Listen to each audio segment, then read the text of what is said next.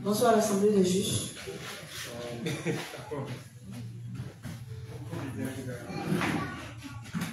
Je suis le pasteur en formation du Bali, responsable à l'évangélisation, responsable national à l'évangélisation de l'Assemblée des juges de Côte d'Ivoire sous la parole du pasteur Dagon Sylvain. Aujourd'hui, nous sommes lundi 9 octobre 2023 et on continue notre étude sur le thème ce qu'il faut faire lorsque nos péchés sont manifestés. Donc ensemble, on va se disposer pour que le responsable en aventure nous conduise dans la prière. Amen. Nous allons faire notre confession de foi. Donc on prie. Éternel mon Dieu, nous te disons merci de ce que tu n'as pas tenu compte de tous nos manquements.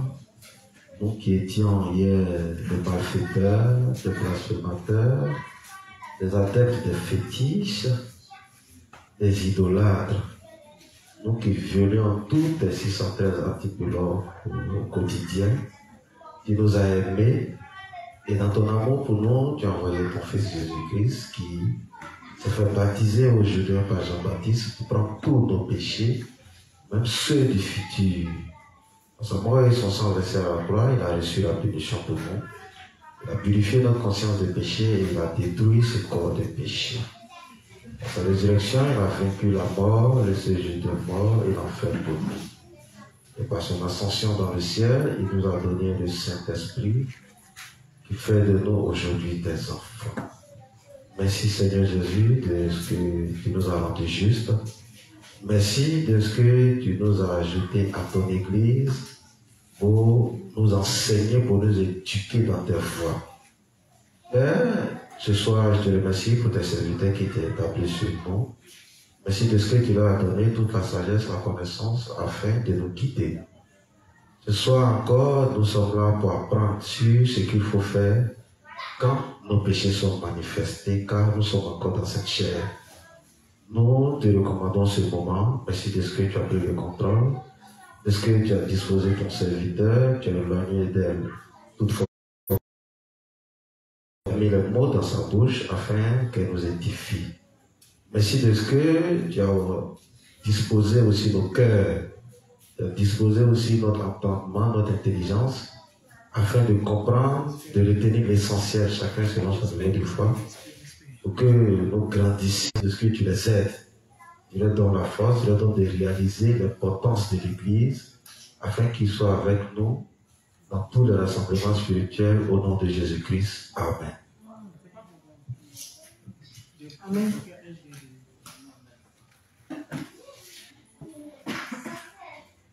Nous sommes dans la troisième semaine d'enseignement sur le thème ce qu'il faut faire lorsque nos péchés sont manifestés.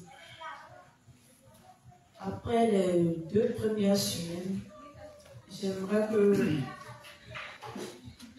vous puissiez ouvrir vos cahiers pour ceux qui ont pris des notes. Pour ceux qui n'ont pas pris des notes dans les supports physiques, si j'ai une bonne mémoire, j'aimerais vous demander, en vous passant le micro, de pouvoir nous énumérer plus ou moins les différents principes que vous avez retenus de ce grand thème. Juste le micro est à vous. Let's go.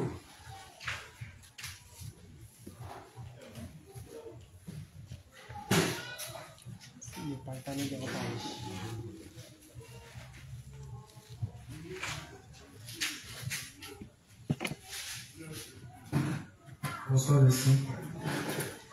J'avais donné ma compréhension de ces 2 premières semaines sur quand les péchés sont manifestés. Donc, de ce que j'ai compris, d'abord, pour le juste, la chair dans laquelle Dieu nous a laissé, pour nous rappeler sans cesse que nos faiblesses se manifestent. Le principe dit que si Dieu nous a laissé dans cette chair-là, c'est pourquoi on se rappelle sans cesse du sacrifice de Jésus. De ne pas, lorsque ces faiblesses se manifestent, cela pour nous emmener à se rappeler de ce sacrifice-là qu'il a fait. Ensuite, on a aussi dit, pour évangéliser, il faut respecter les principes concernant l'évangélisation. Et on a parlé aussi de certains justes qui veulent des postes pour qu'ils font les choses qui sont hors principe. Lorsqu'on les réprimande qu'ils veulent s'entêter, on demande de se retirer, mais de prier toujours pour eux. Voilà. Et la mère aussi a pris la peine de nous ramener sur notre but réel, c'est-à-dire savoir que nous sommes sur cette terre pour prêcher l'évangile et que nous devons toujours poser cette question, nous devons toujours poser cette question de savoir quel est notre but réel en tant que juste, pour que ça nous amène chacun à s'examiner sans cesse et à faire l'œuvre de Dieu. Voilà, que c'est le but pour le juste, comparé au pécheur qui est de chercher la rédemption de ses péchés pour le juste. Il est révélé de son devoir de prêcher l'évangile. Que tous les saints, nous devons toujours sans cesse chercher à faire l'œuvre de Dieu et ne pas s'attarder sur nos propres penchants, nos problèmes charnels. Mais plus en s'intéressant à faire l'œuvre de Dieu, c'est ainsi que le reste viendra. C'est ce que j'ai compris de l'enseignement. Amen. Amen, merci. Qui d'autre?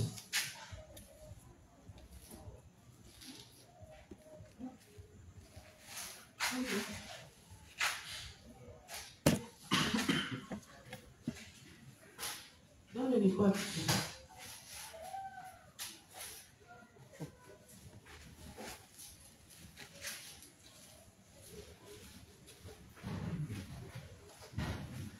Bonsoir l'Assemblée, moi c'est le juste Maches. En fait, moi ce que j'ai compris, c'est que la confession de foi doit se... Bon, j'ai compris beaucoup de choses, mais ce qui m'a le plus marqué, c'est que la confession de foi doit être minutieuse. C'est-à-dire qu'on ne doit pas faire ça à la va-vite. On doit prendre le temps de pouvoir donner un nom à chaque péché, à chaque faiblesse qui se manifeste.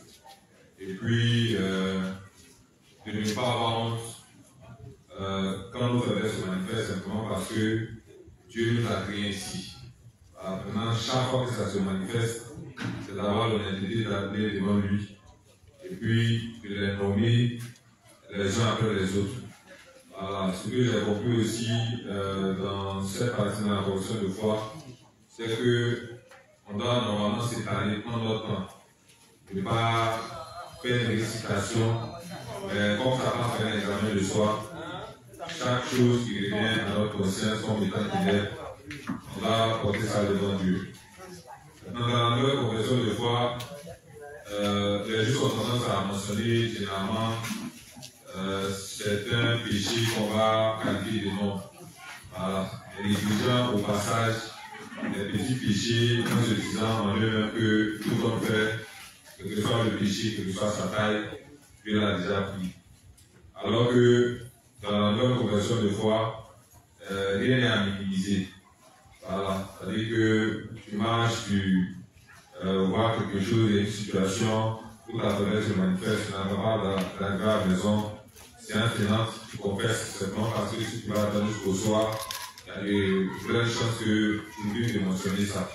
Or, la confession de foi est là pour pouvoir nettoyer, si je veux dire, notre canal de communication avec Dieu. Voilà, de sorte que ce canal-là ne souffre d'aucune saleté. Voilà, parce que c'est la saleté qui a fait Dieu d'accorder une oreille attentive et plus favorable à nos différents critères. Mais ce qui m'a le plus marqué, c'est que la mère a dit que la nouvelle confession de foi nous montre en même temps l'immensité de l'amour de Dieu. Donc c'est un peu ce que je voulais dire. Amen, merci de Majesté. Pour rappel, je demande à savoir si c'est vrai que je veux qu'on fasse plus ou moins un résumé de ce qu'on a compris pendant ces 2 semaines-là. Mais j'aimerais aussi demander à l'assistance au sein si quelqu'un a un témoignage qui va avec l'enseignement qu'on a fait. Voilà, il peut le rendre aussi. Amen. Amen. Ok. Donc, témoignage ou bien, comment on appelle ça, résumé. Il y a un principe au moins sur ces 2 semaines parce que je pense qu'on a travaillé sur 24 principes. Voilà. Donc, sur les 24 principes, je pense que quand même, plus ou moins, voilà, les saints peuvent le dire au moins ce qu'ils ont retenu par rapport à un principe au moins sur les 24. Je pense qu'il y avait une main de vous quelque part derrière. Bon, moi, c'est la juste Emmanuela. Ce que j'ai retenu, c'est dans le livre 51, page 135, paragraphe 4, page 137, paragraphe 1. Plus nous connaissons Dieu, plus nous sommes sans honte face à nos faiblesses révélées. On a dit que dans la maison de Dieu, on doit être sans honte devant Dieu. Lorsque nos faiblesses sont révélées, on ne doit pas avoir honte de les converser devant Dieu. Lorsqu'on a honte, c'est parce qu'on pense qu'on est parfait devant Dieu. Voilà, penser que tu es parfait dans la chair t'amène à avoir honte de confesser tes péchés. Et plus nous confessons nos péchés, Dieu est toujours dans notre vie. Mais lorsque nous ne confessons pas, Satan vient s'infiltrer parmi nous. Voilà. Maintenant, dans le deuxième, j'ai retenu dans le livre 51, page 53, paragraphe 3, page 154, paragraphe 1. Si quelqu'un parmi vous dit croire en Jésus comme le Sauveur sans même savoir correctement comment le Seigneur a enlevé et effacé ses péchés et comment il a reçu le jugement sévère, alors cette personne doit réaliser qu'elle a une fausse foi et une croyance vaine. Voilà. Ceux aussi, on a parlé des gens qui croient au Seigneur, mais qui ont toujours le péché, voilà, dans leur cœur. Alors on dit que ces gens-là, ils ont une croyance vaine, erronée. Et la majorité des gens qui croient en Jésus sans croire en son baptême, sa mort sur la croix, ce n'est pas une bonne foi. C'est un peu... Maintenant, seulement... Qui d'autre? Je vais juste marcher sur moi.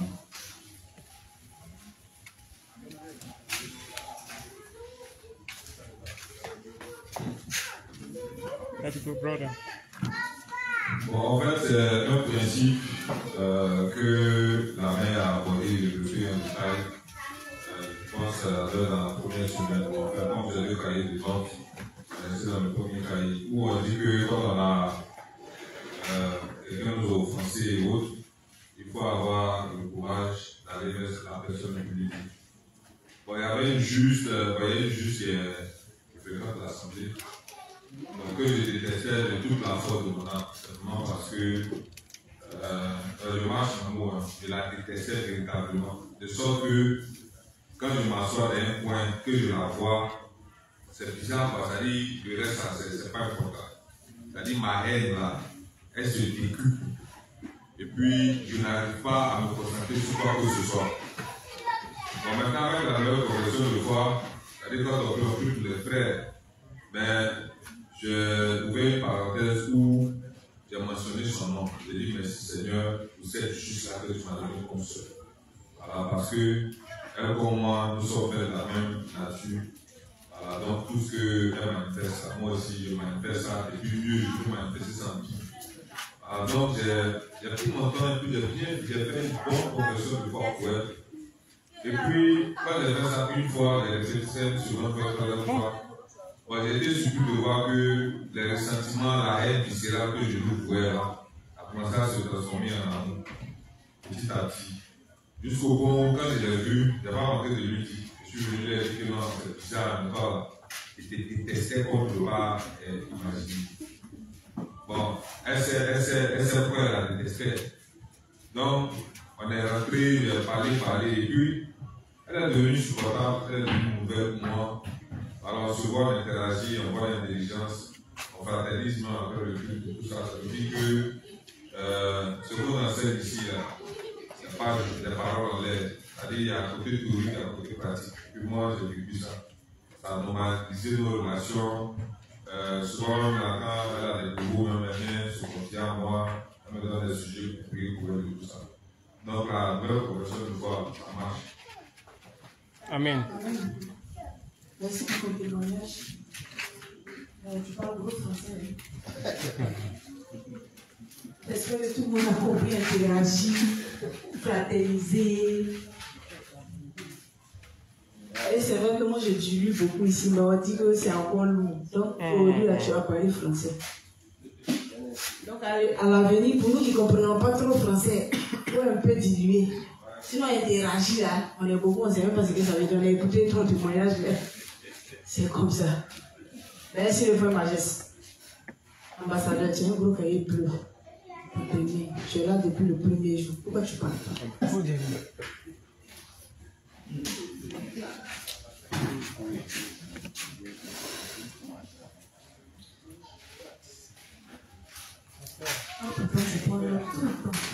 Dis-moi au moins ce que tu écris dans ton livre. Ok, bonsoir à tous les juges. Voilà, juge Hilaire. Moi, je n'avais pas voulu dire quelque chose, mais comme il faut dire. Ok. Voilà, je reviens sur le principe du livre 51.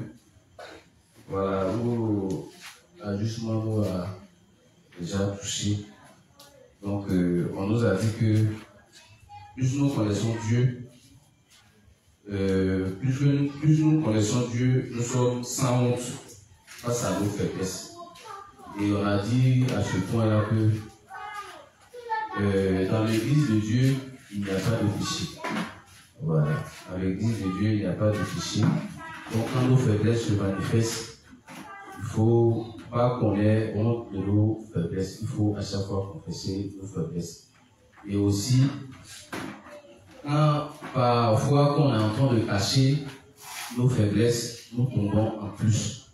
Voilà, nous plaisons en fait à l'intérieur dedans et le Satan utilise ça et voilà, ça peut nous permettre de perdre la foi. Voilà, on nous a encore dit, on a dit encore qu'il faut confesser sa nature chaque jour à Dieu, en détail. Voilà, sinon Satan, comme je l'ai dit, Satan va se servir de cela. Plus Dieu révèle nos faiblesses. Voilà, il dit plus Dieu nous révèle nos faiblesses, nous ne devons pas avoir honte. Donc à chaque fois quand Dieu va révéler nos faiblesses, voilà, nous ne devons pas avoir honte parce que c'est notre nature. Il faut reconnaître que Jésus-Christ a déjà pris tous ces péchés-là. Et si nos faiblesses se manifestent, c'est que Dieu veut nous utiliser. Si tes faiblesses ne sont pas manifestées et qu'à chaque fois tu caches, voilà, ça va faire que tu sais que tu n'as pas envie de servir Dieu.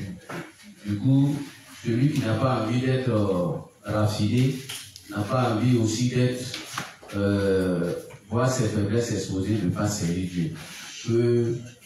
Ce que nous devons retenir dans ce sens, ça veut dire que nous devons toujours aspirer, nous tous aspirer à servir Dieu. Voilà, il faut aspirer à servir Dieu et que nous devons avoir des stratégies et mettre des stratégies en place à chaque fois pour pouvoir gagner des âmes. Voilà, donc c'est sur ce principe-là que nous voulons faire ça. Merci. Amen. Il n'y a plus de jus. Il n'y a plus de jus. Faites un effort pour m'entendre. Non, c'est juste ça. Ok. Donc, merci beaucoup, ambassadeur. Mais j'aimerais une dernière intervention pour que je puisse commencer à travailler. Maintenant, la dernière intervention va consister à me dire, parce que la dernière fois, je pense que c'était le vendredi, le jeudi, où j'ai donné le but de l'enseignement. Ce que l'enseignement visait à faire dans nos vies de foi. J'ai parlé de ça, je me suis étalée ici en long et en large. Avant de commencer sur le thème, j'ai mis près de 15 minutes à parler du but de ce thème dans nos vies de foi. Donc j'aimerais au moins quelqu'un dans l'assemblée ici qui a expérimenté, disons, les enseignements, les principes sur lesquels on a travaillé ici, qui les a expérimentés à la maison. Parce que quand un principe est donné, quand un principe est enseigné, c'est pour que nous puissions l'appliquer à notre vie de foi et puis voir les résultats. Amen. Donc, parmi nous ici, qui est allé expérimenter et qui a compris un peu le pourquoi de cet enseignement, de ce thème?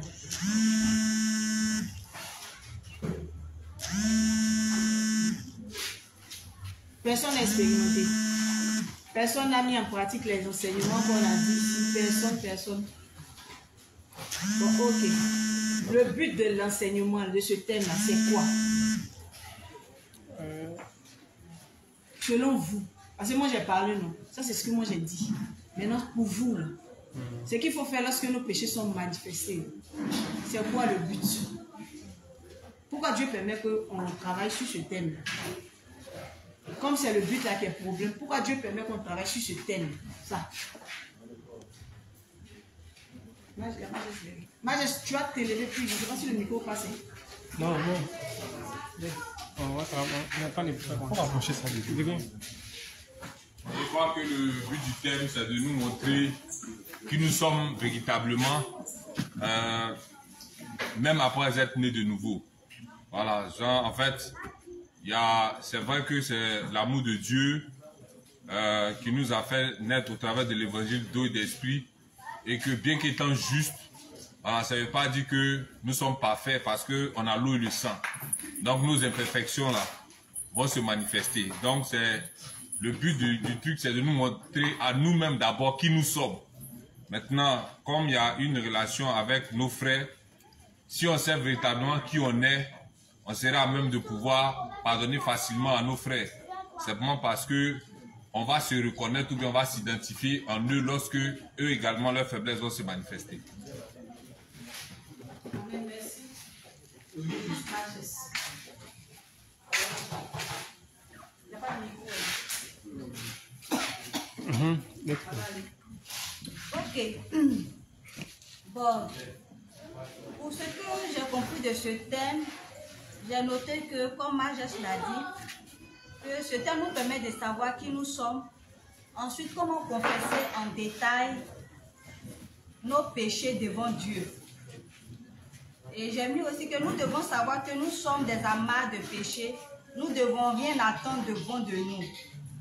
Dieu nous emmène à nous aimer les uns les autres.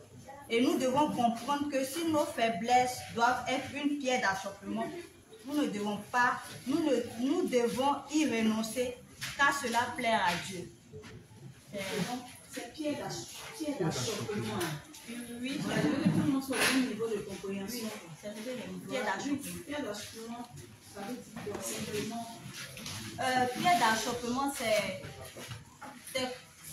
comme si par nos fautes, nous devons empiéter ou bien choquer. Si par nos comportements doit choquer un frère ou bien une soeur, on doit renoncer à cela. Amen. C'est fini? Amen. Expéditif.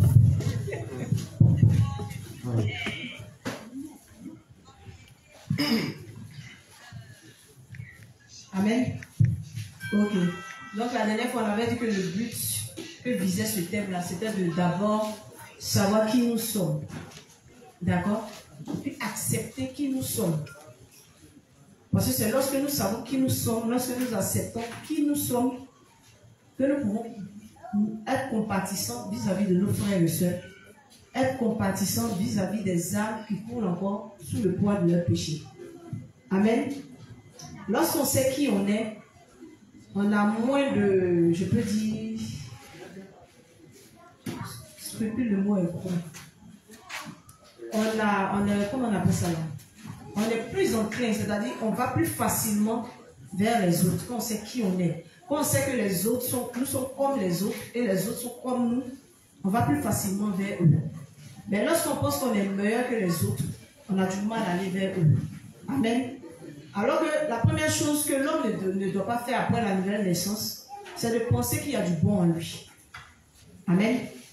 Amen. Amen. Donc, on doit savoir qu'on est un amas de péché tel que Dieu le dit dans sa parole. Dieu n'est pas un homme pour mentir. C'est Dieu qui nous a créés. S'il dit qu'on est un amas de péché, on doit dire Amen. Parce que si on refuse de dire Amen, Dieu va se charger de nous demander par A plus B que nous sommes des amas de péché. Donc, c'est quand nous reconnaissons notre véritable nature qu'on n'a même pas de problème pour se mettre nu devant Dieu. Amen. Lorsqu'on sait qui on est, on n'a pas honte de notre papa. C'est ce que lui-même nous demande. Il nous demande de ne pas voiler notre humilité devant lui. Mais de savoir qui on est, et puis de le dire, de l'accepter, et puis de le confesser. Lorsque nos faiblesses sont manifestées, on doit ouvrir la bouche et puis dire à Dieu que oui, on est comme ça. Mais il a précisé que on ne doit pas globaliser les péchés. Quand on fait une confession de foi, on fait une bonne confession de foi, on doit énumérer nos péchés. On doit donner c'est-à-dire qu'on doit donner le nom aux péchés que nous commettons. Donc on doit les confesser en détail. Si on a eu de mauvaises pensées, on doit dire à Dieu que oui, on a eu de mauvaises pensées. Si on a convoité, ou bien on continue de convoiter, une soeur ou bien un frère dans l'église, on le dit, on le confesse à Dieu. Si on a pris notre temps pour regarder des films à caractère pornographique, et puis c'est notre passion, on doit le confesser à Dieu. Amen. On ne doit pas se plaire dedans. Si on a des habitudes plus ou moins douteuses, je ne vais pas donner le nom, quand on rentre dans la douche, ou bien souvent quand on est seul dans la chambre, on doit le confesser à Dieu. Amen. Amen. Amen. Si on a des talents d'escroc, on a des talents de marmailleur, on doit le confesser à Dieu. Amen. Parce qu'à cause de tous ces péchés qu'on ne confesse pas à Dieu, ça peut créer, comment on appelle ça, des ténèbres entre lui et nous. Donc, au lieu de nous rapprocher de Dieu, on va voir que ces ténèbres vont nous éloigner de Dieu. Donc, on dit aussi que lorsque nous avons des problèmes avec nos frères et sœurs, on doit pouvoir se confesser les uns aux autres. Donc, si on a offensé un frère, on doit être à même de pouvoir reconnaître son tort et de s'excuser auprès de ce frère. Amen. De telle manière aussi, si un frère vient nous reprocher quelque chose qu'on a pu lui faire, sans même s'en rendre compte, du moment où il vient nous le lui reprocher, on doit s'excuser automatiquement.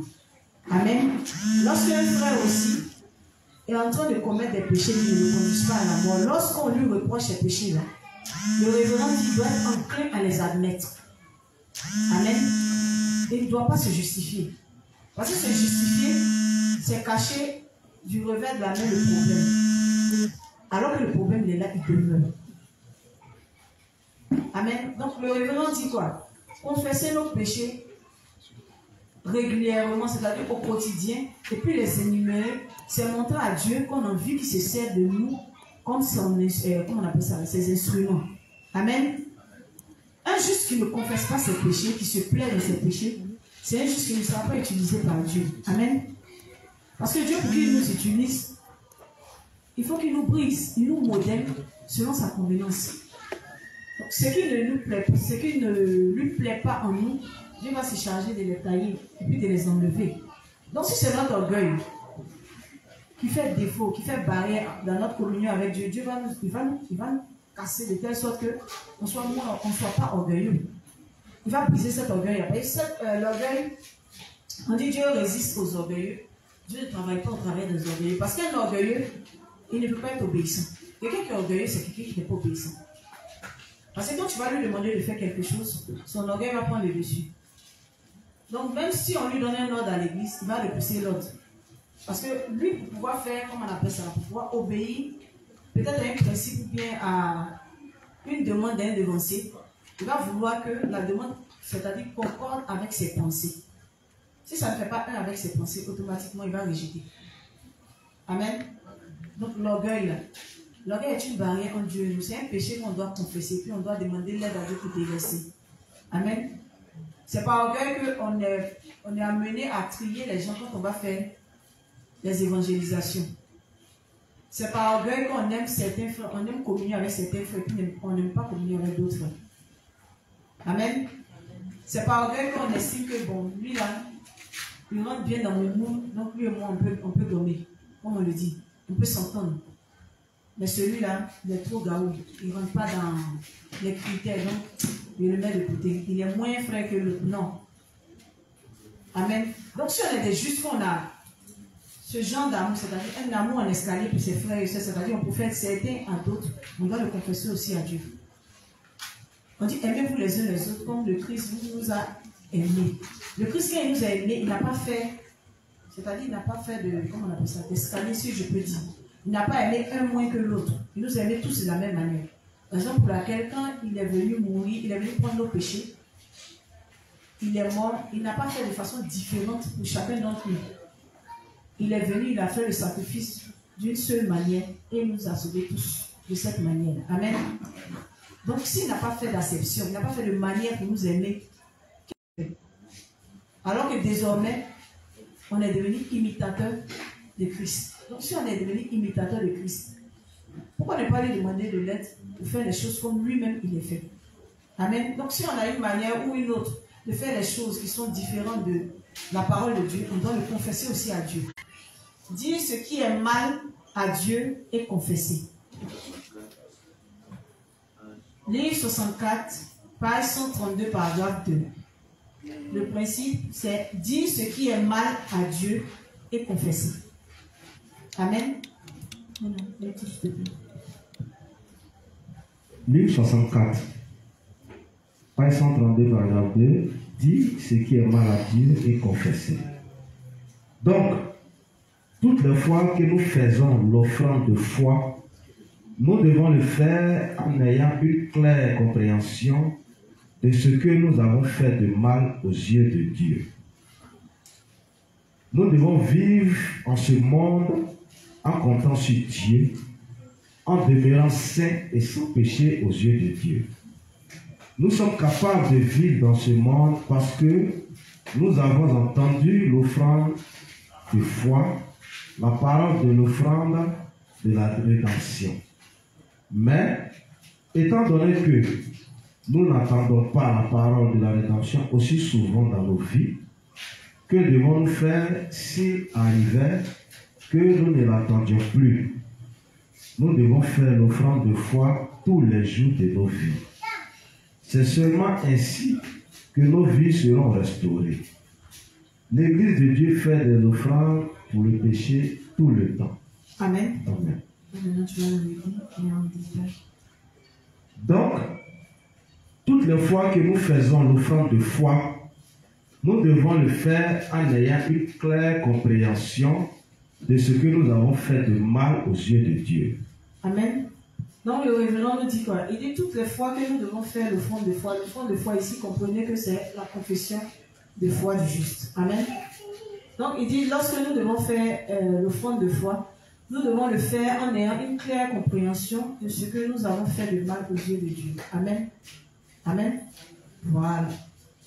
Nous sommes un amas de péché. À chaque fois que nous devons faire notre confession de foi, on doit être enclin à détailler. Quand il parle d'enclin, on doit être à même de dire, de citer les péchés que nous avons commis devant Dieu.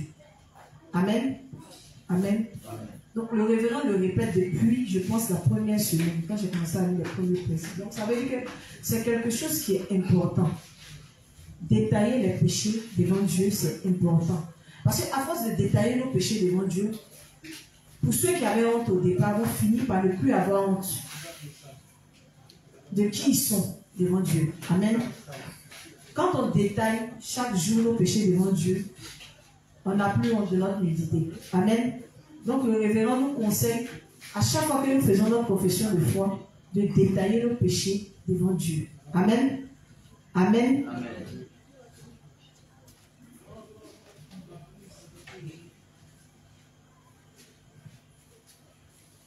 Nous devons vivre en ce monde en comptant sur Dieu, en demeurant saints et sans péché aux yeux de Dieu. Amen.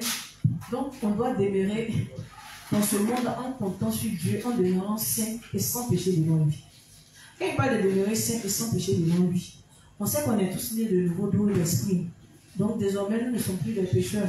Mais ça ne veut pas dire qu'on ne commet pas de péché dans la chair. Donc, il est en train de parler de ces péchés que nous devons confesser sans cesse pour avoir une bonne communion avec Dieu. Amen. Amen. Parce que ne pas confesser ses péchés, c'est créer des barrières de ténèbres entre Dieu et nous. Donc pour avoir une bonne communion entre Dieu et nous, on doit sans cesse confesser nos péchés en détail devant lui. Lorsque nous les confessons en détail, Dieu fait quoi? C'est-à-dire que Dieu nettoie la communion entre lui et nous. Automatiquement, quand on le fait, automatiquement les ténèbres sont dispersées. Amen. Amen. C'est la raison pour laquelle on doit le faire pour demeurer saint, c'est-à-dire avoir une bonne communion chaque jour avec Dieu. Amen.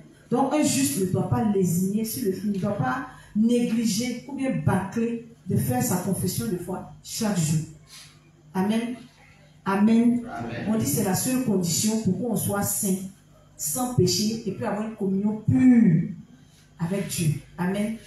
Donc celui qui n'a pas envie d'avoir une bonne communication, une bonne communion avec Dieu, bon, il est libre. Il ne faut pas faire la confession de foi. Amen. Amen. Voilà. C'est l'un ou c'est l'autre. Mais si tu ne fais pas ta confession de foi, arrivé un moment, tu vas te sentir terrible. Tu vas sentir qu'il n'y a plus de communion entre Dieu et toi. Ça, c'est obligatoire. Tu vas le ressentir. Amen. Amen. Amen. Ok.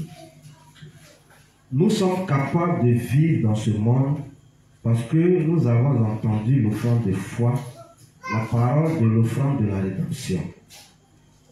Mais, étant donné que nous n'entendons pas la parole de la rédemption aussi souvent dans nos vies, que devons-nous faire s'il arrivait que nous ne l'entendions plus? Amen. Donc, quand il parle de parole, c'est où il a parlé de l'offrande de foi, la parole de l'offrande de rédemption. C'est pas quelque chose de compliqué. Il est en train de parler seulement de ruminer la parole de Dieu sans cesse. Précédemment, j'ai dit ici que quand un juste ne rumine pas la parole de Dieu, quand sans cesse il ne revient pas sur comment est-ce que le Christ l'a sauvé, à un moment donné ou à un autre, c'est-à-dire qu'il ne prend plus, c'est-à-dire l'ampleur de la grâce, la dimension, cette grâce que Dieu nous a faite là, il commence à perdre la valeur de la grâce que Dieu nous a faite. Sans cesse, quand on se remémore de comment est-ce que le Christ nous a sauvés, quand on revient dessus, en fait, ça confirme encore notre foi à l'évangile de l'eau et de l'esprit. Et puis, ça fortifie encore l'amour qu'on a pour l'évangile, pour Dieu. Revenir sans cesse sur comment on appelle ça, la nouvelle naissance, ruminer sans cesse comment est-ce que le Christ nous a sauvés, ça nous donne l'amour de notre prochain. Ça nous donne l'amour de nos frères et sœurs, ça nous donne encore plus d'amour vis-à-vis de Dieu. Amen. Donc un juste qui ne rumine pas sans cesse la parole de Dieu, c'est un juste qui va finir par s'éteindre petit à petit. Amen. Parce que ruminer la parole de Dieu sans cesse nous permet d'entretenir qui vit en dehors de l'église. C'est un juste qui a fini par devenir ténébreux. Amen. Donc si on ne veut pas devenir ténébreux, demandons l'aide à Dieu pour être uni à l'église. Amen. Et pour ruminer sans cesse la parole de Dieu.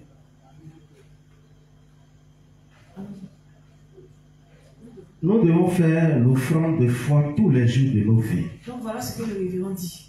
Tous les jours de nos vies, on doit faire la confession de foi. Et on a toujours. Un juste ne pas dire qu'il fait une journée sans confesser quelque chose à Dieu. C'est que tu n'es pas fait cette journée-là. Tu as trouvé le secret de la perfection. Parce que tous les jours que Dieu fait, on a quelque chose à lui confesser. On a à pécher en désordre. Il y a des gens, par exemple, qui peuvent pas. Moi, je prends mon cas. Je ne peux pas. Pour certaines personnes, je ne peux pas lire peut-être 3 ou 4 phrases sans ajouter une petite injure dedans. Je ne veux pas dire que c'est mon talent d'Achille. Voilà, c'est le mot que Kobo a donné le samedi. Mais c'est comme ça que c'est comme ça. Mais je suis en train de prier Dieu, je confesse ça tous les jours, et puis je demande l'aide à Dieu, m'aider à renoncer à ça. Parce que pour ceux qui me connaissent, certains peuvent être habitués, et puis ça ne va pas les offenser. Mais il y en a qui ça peut blesser. Inconsciemment, je peux blesser des gens en le faisant. Donc, si moi-même je ne corrige pas ça, c'est quelque chose qui n'est pas bien. Ça sera un frein, un obstacle dans la communion avec mes frères et sœurs. Amen.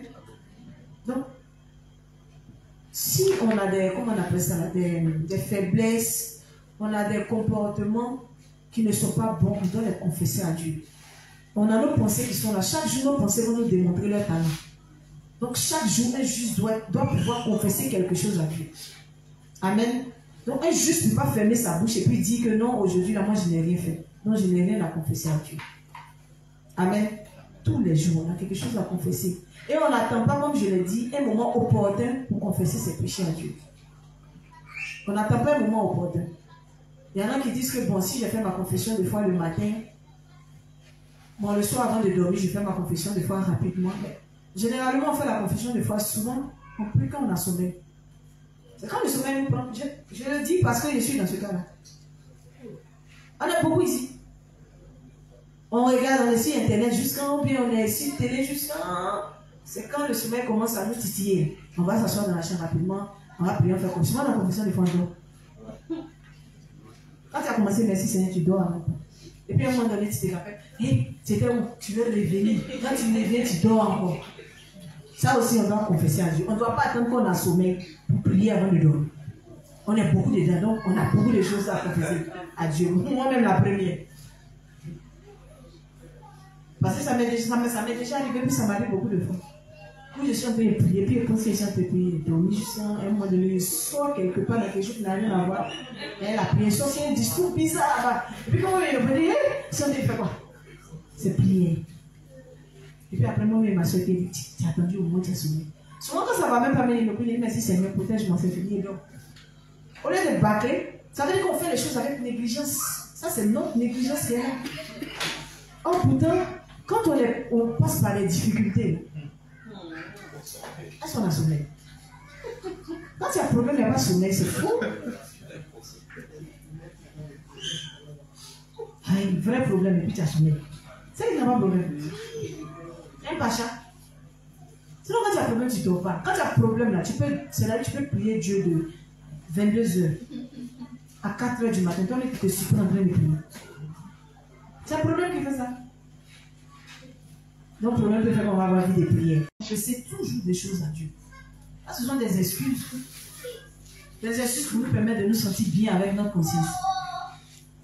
On est méchants. On est très négligents. Qui parmi nous, si on est là, en tout cas, c'est dit la vérité, on est ici. On est en famille. Tout ça aussi, c'est confession. Depuis ce matin, qui a prêché l'évangile à quelqu'un?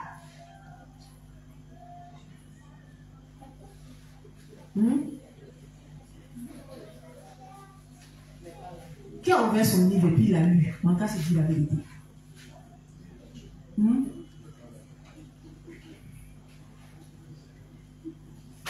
Tu as lu. Amen. Mais même quand on finit des livres, on a nos voisins qui sont à côté là. Ils ne sont pas nés de nouveau. Souvent, on s'est posé de trouver des liens avec eux. On ne parle même pas de liens. Souvent, on est en train de poser le Saint-Esprit, il me dit, vas-y, vas-y, vas-y. Dis, parle seulement, ouvre ta bouche. Et puis nous, on dit, il faut t'éteindre, c'est pas le moment, toi. On est ici. Hein? Il faut t'éteindre, c'est pas le moment. Demain. Le Saint-Esprit est là, il t'interpelle. Je veux manger le livre 1, bien le livre 2, bien le livre que tu es en train de lire actuellement.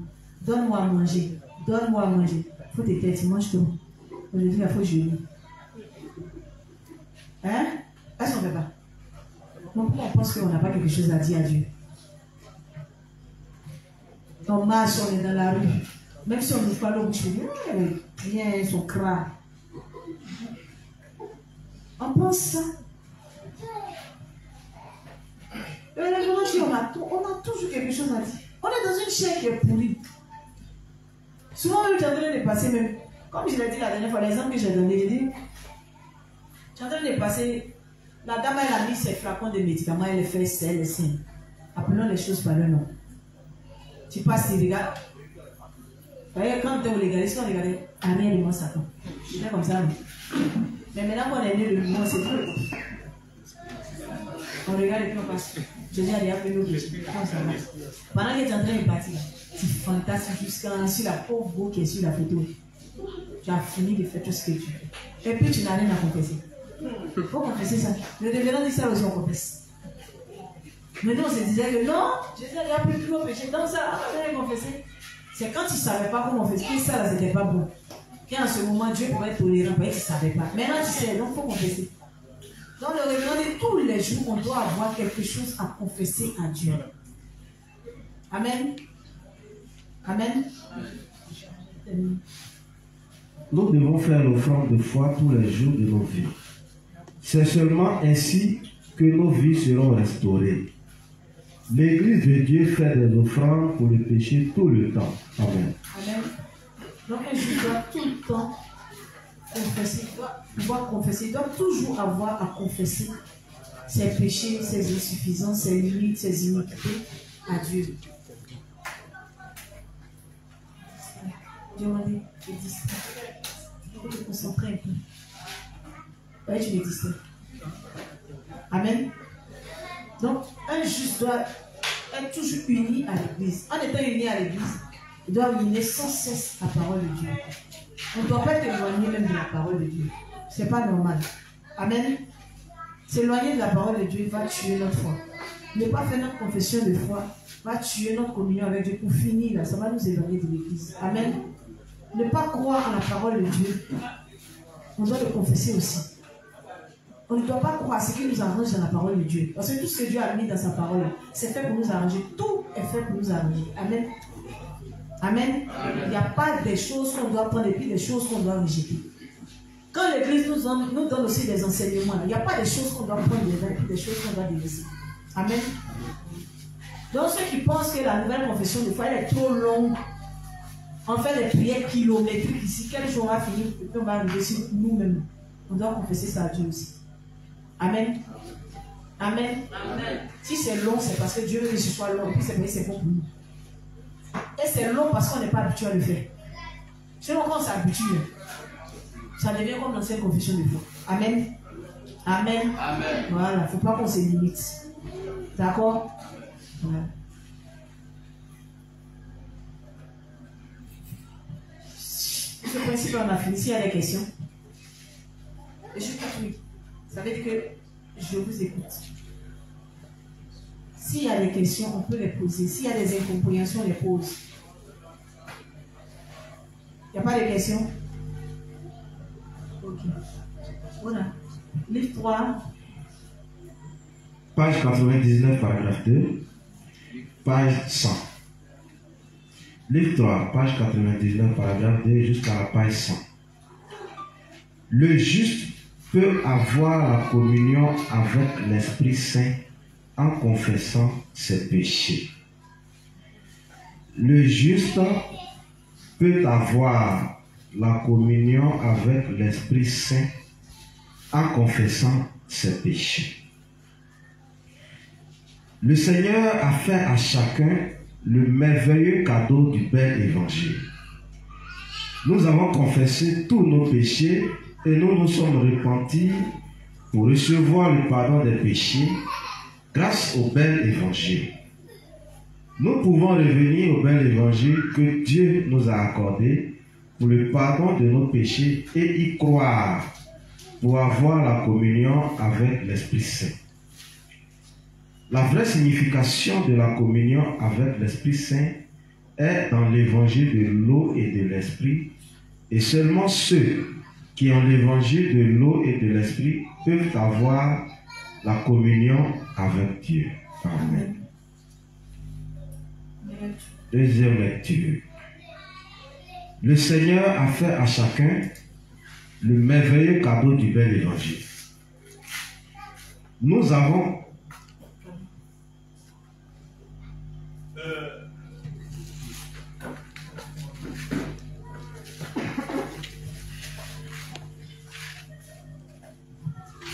voilà. Si je ne pose pas la question, c'est pas bon. C'est vrai, je n'étais pas ces 2 jours-là, quand on est là-bas aussi pour suivre. Vraiment, c'est une seule fois, j'ai suivi un peu. Mais bon, pendant que la mère demandait la question tout à l'heure, c'était pas venu, mais pendant qu'on continue, la question est revenue. C'est la confession de foi. Quand on est en couple et qu'on prie, vous savez, quand on est en couple, Le revenant dit qu'il n'y a pas l'argent, on se chamaille. Quand souvent il y a des incompréhensions, on se chamaille. Quand il y a des imperfections, on se chamaille.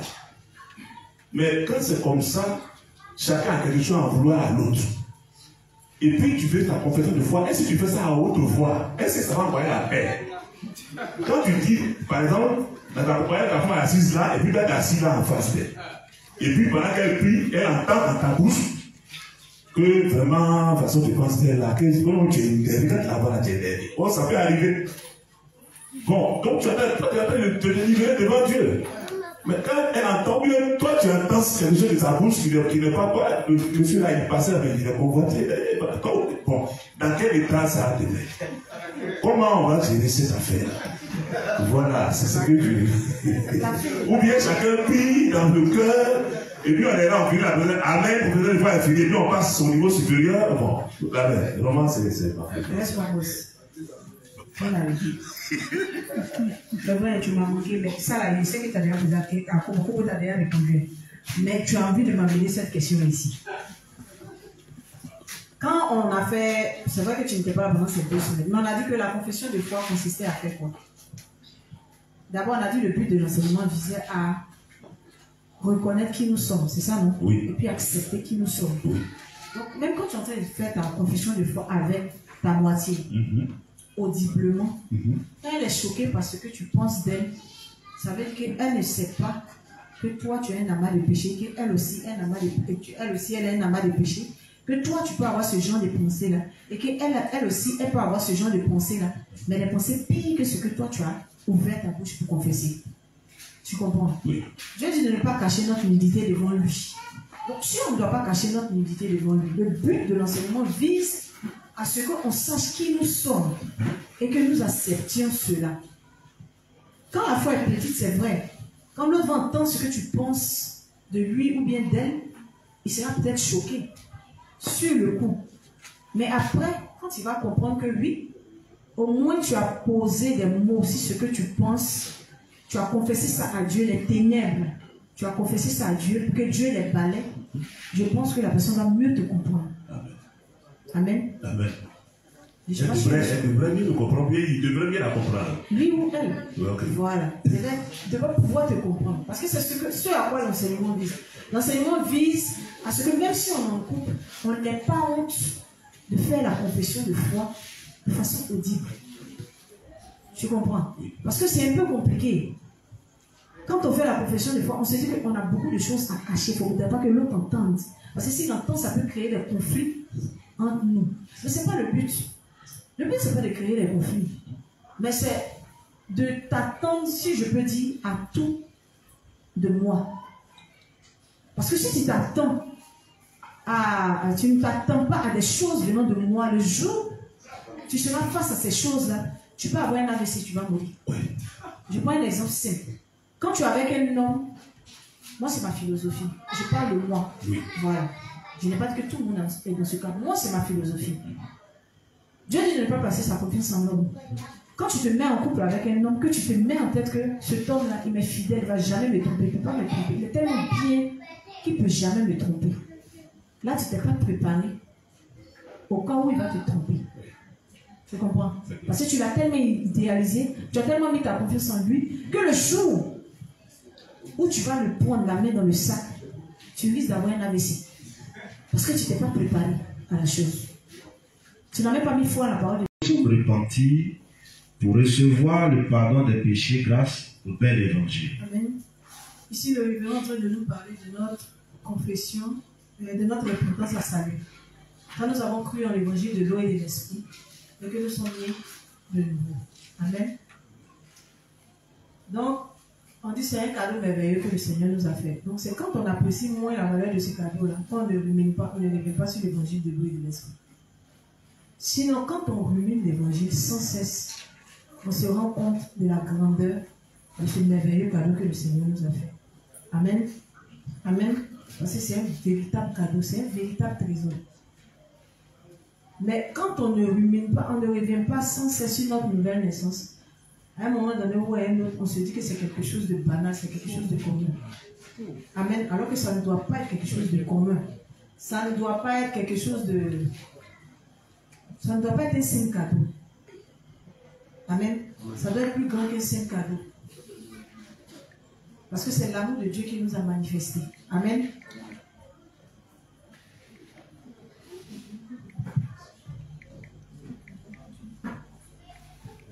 Nous pouvons revenir au bel évangile que Dieu nous a accordé pour le pardon de nos péchés et y croire pour avoir la communion avec l'Esprit Saint.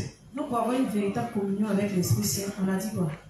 Confesser nos péchés, reconfirmer sans cesse notre foi en l'évangile de l'eau et de l'Esprit. C'est ce qui nous permet d'être toujours en communion parfaite avec le Christ. Amen. Donc lorsque nous identifions nos péchés, lorsque nos péchés sont révélés, nos insuffisances sont manifestées, on doit les reconnaître d'abord devant Dieu. Amen.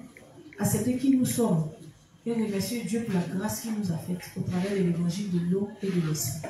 Donc à chaque fois que nous faisons notre confession de foi, on doit toujours confirmer notre foi en l'évangile de l'eau et de l'Esprit. Confirmer notre foi en l'évangile de l'eau et de l'Esprit nous permet de chasser Satan. Amen. Amen. La vraie signification de la communion avec l'Esprit Saint est dans l'évangile de l'eau et de l'Esprit. Et seulement ceux qui ont l'évangile de l'eau et de l'Esprit peuvent avoir la communion avec Dieu. Amen. Amen. Donc c'est seuls les justes qui peuvent avoir une communion avec Dieu. Amen.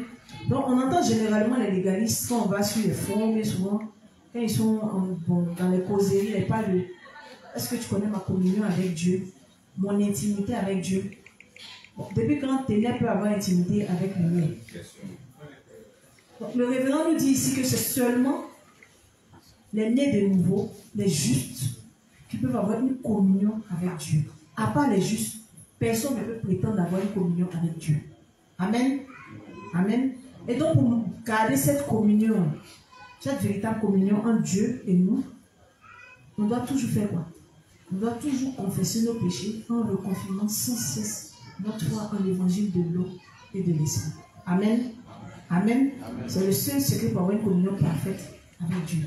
Donc un juste qui ne fait pas sa confession de foi, c'est un juste qui n'aura pas une communion parfaite avec Dieu.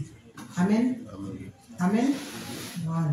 Donc toujours en faisant notre confession de foi, on doit toujours confirmer, c'est-à-dire reconnaître qui nous sommes, accepter qui nous sommes, et puis dire merci à Dieu de ce qui nous est sauvé par l'évangile de l'eau et de l'Esprit. Donc reconfirmer sans cesse notre foi. Et quand on finit de confirmer notre foi, on revient demander l'aide à Dieu pour nous aider à sortir de ces péchés qui sont manifestés là, de ces faiblesses qui sont manifestées là. On ne demeure pas dedans. Amen. Amen. Donc c'est à cette seule condition qu'on peut avoir une réelle communion avec Dieu. Amen. Amen. Sans ça, il n'y a pas de communion possible avec Dieu. La communion sera brouillée, comme on le dit. D'accord? Amen. Donc, pour ne pas avoir une communion ténébreuse. Et déjà, même quand c'est ténébreux, on ne peut pas dire qu'on a communication, on a communion même avec Dieu. Non. Amen. Donc, c'est la seule condition. Donc, on a fini pour ce principe-là. On ne va pas entamer l'autre principe parce qu'il nous reste plus beaucoup de temps. Je pense qu'il nous reste tout au plus 5 minutes. Si on commence, on n'aura pas le temps de finir. Donc, si quelqu'un ne comprend pas quelque chose par rapport à ce principe-là, ou bien s'il a des questions à poser par rapport à la confession de foi, il peut la poser. Posez vos questions, pardonnez. Vous n'aimez pas faire résumé. Vous n'aimez pas poser questions aussi. Pourquoi vous attendez le vendredi pour faire tout ça? Reste pas mousse.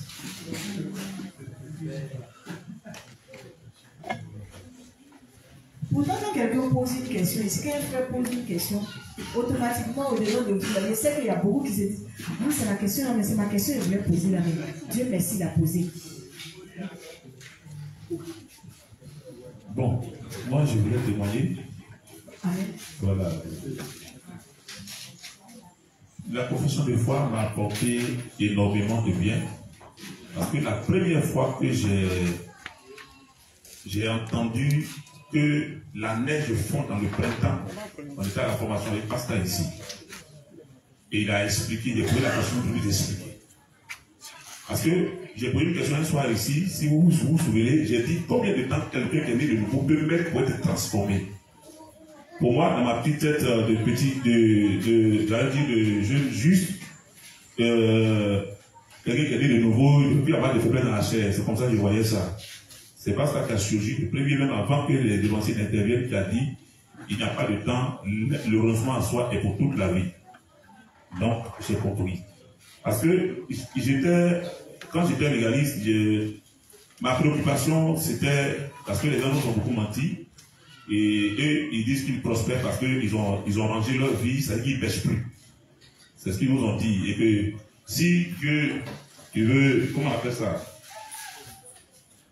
Si tu dois, comment on appelle ça? Excusez-moi. Donc, il dit que si tu veux que Dieu te bénisse, il faut que tu fermes les portes qui sont dans ta vie. Fermer les portes, c'est ne plus pécher, et puis abandonner ton péché mignon, avoir un comportement qui est bien, et être irréprochable, et puis respecter la loi de Dieu, en fait, à la limite, quoi. Ouais, et c'est ce qu'eux disent qu'ils ont fait. Et ça a été l'objet de ma recherche derrière tous les grands leaders réformateurs. J'ai lu toute leur biographie. Bon, en tout cas, ceux que j'ai trouvé, ceux dont j'ai trouvé les livres, les biographies, j'ai lu pour savoir quel est leur secret qui les amenait à avoir des vies de miracles. Et qui a fait que leur ministère a pris le monde entier. Donc, moi, je voulais savoir pourquoi, moi aussi, j'ai pu être comme eux. Et donc, j'ai fouillé. Ce qui a fait que j'ai lu le livre de William Branham, qu'on appelle le frère Branham, sa biographie, j'ai lu ça en une seule nuit. Ça faisait plus de 300 pages. Cette palette qui me prend au lieu de la justice, même je ne sais pas d'où elle vient. Mais j'ai vu, et voilà, il faut battre tout pour nous relancer avec lui-même. Donc, c'est ce que j'ai compris. Mais j'ai vu que le gars n'a rien dit de ça.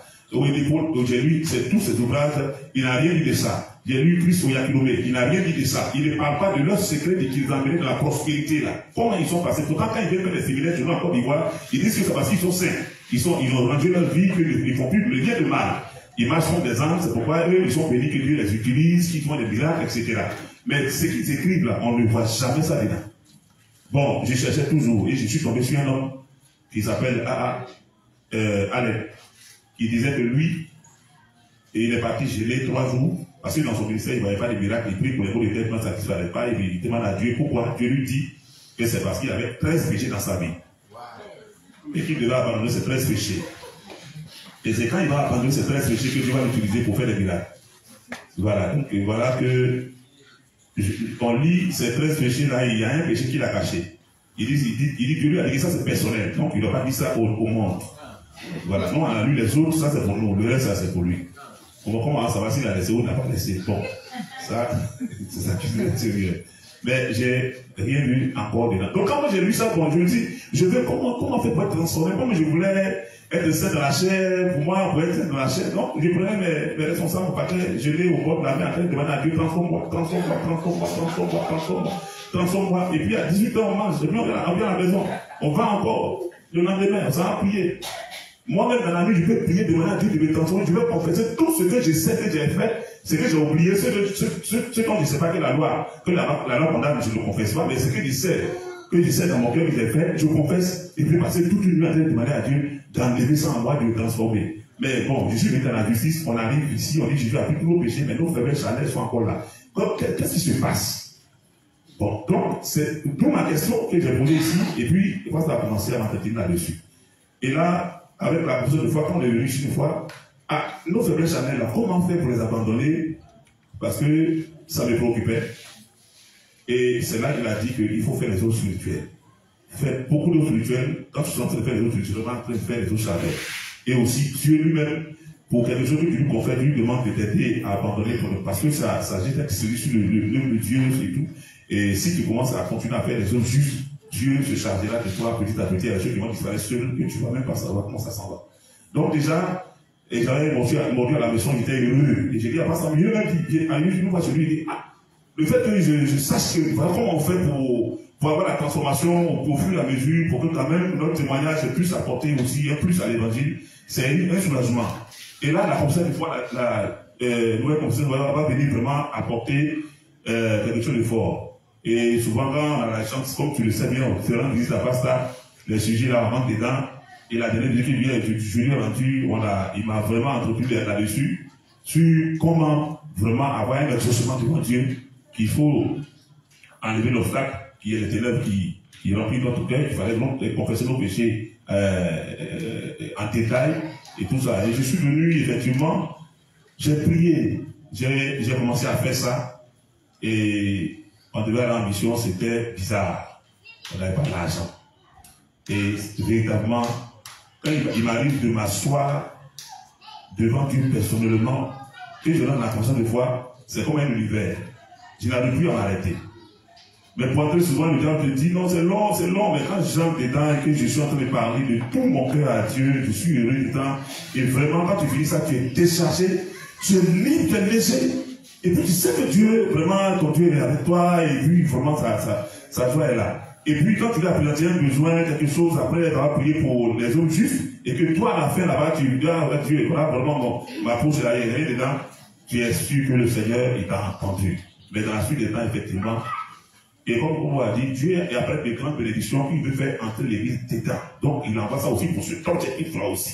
Donc, bon, moi, il va être béni aussi, donc, et ça commence à prier. Dieu a permis qu'on ait une personne qu'on ne connaît pas aujourd'hui, qui nous a fait un don pour nous soutenir la mission à l'Ouest. Et le reliquat, c'est ce qu'on a partagé par la grâce de Dieu, il fait des parties. Donc, quand la mission a eu lieu, il fait des parties. Et on est revenu, on est tombé à 7, on est arrivé. Et moi, personnellement, arrivé à 7 ici, le Seigneur derrière a pris soin.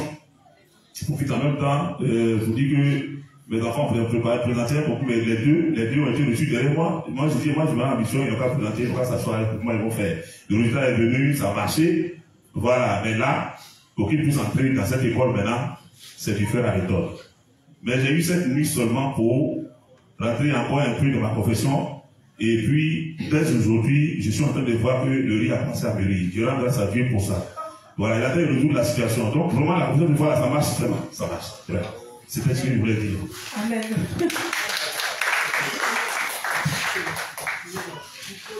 Donc, merci pour ton témoignage. Merci à tous les frères et sœurs qui ont participé au résumé plus de différents témoignages. On va s'arrêter là pour aujourd'hui. On va prier Dieu pour se retrouver ici demain encore. Pour continuer le. On va se disposer à faire la prière pour rentrer à la maison. Amen. Donc nous allons remercier Dieu pour son assistance et demander de nous l'accompagner et de nous donner la force de mettre en application tout ce que Dieu nous enseigne. Donc prions. Seigneur, nous te disons merci de ce que tu as conduit ce moment. Merci de ce que tu nous as permis d'avoir à échanger entre nous, à lire juste un peu et à causer beaucoup, parce que nous avons beaucoup à dire et nous avons beaucoup à apprendre.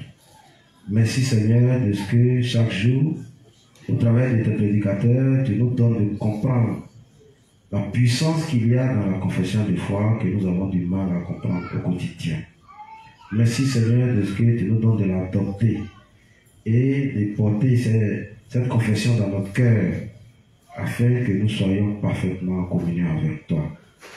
Merci Père de veiller sur tous les justes, de donner la force à tous les justes de faire leur confession de foi au quotidien afin que nous soyons exaucés, afin que tu nous donnes tout ce dont nous avons besoin pour faire ton œuvre. Merci Père, maintenant que nous avons fini, de nous accompagner, de nous donner la force d'être unis à tous les rassemblements spirituels de l'Église, afin de grandir pour propager l'évangile de l'eau et de l'esprit autour de nous et aussi au-delà de nos frontières au nom de Jésus. Amen.